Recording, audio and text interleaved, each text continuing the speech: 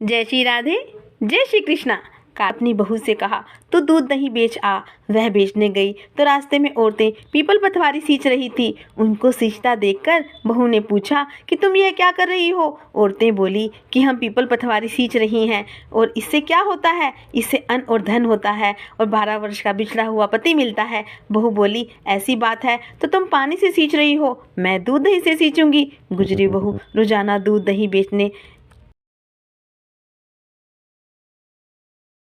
नहीं जाती। वह रोजाना दूध तो पीपल में और दही पथवारी में सींचती। सास दूध दही का दाम मांगती तो वह देती, मैं महीना पूरा होने पर दूंगी। कार्तिक का महीना पूरा हो गया और पूनों के दिन बहू पीपल पथवारी के पास जाकर बैठ गई। पथवारी ने पूछा कि तुम मेरे पास क्यों बैठ गई?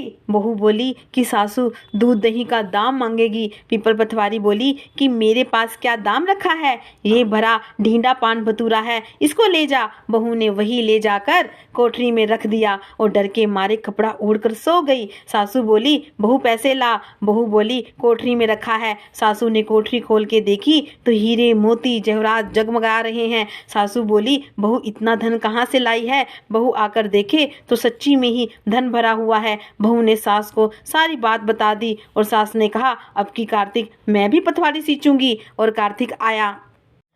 सास दूध दही तो बेच आती और हांडी धोकर पीपल पथवारी में चढ़ा देती।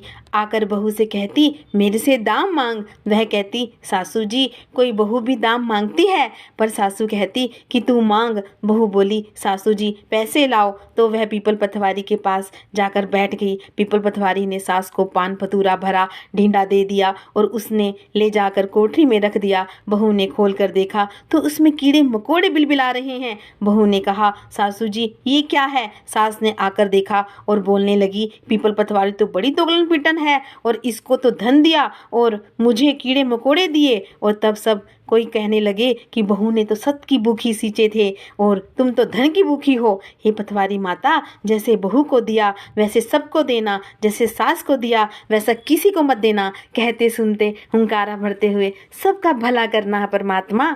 जय श्री राधे, जय श्री कृष्णा।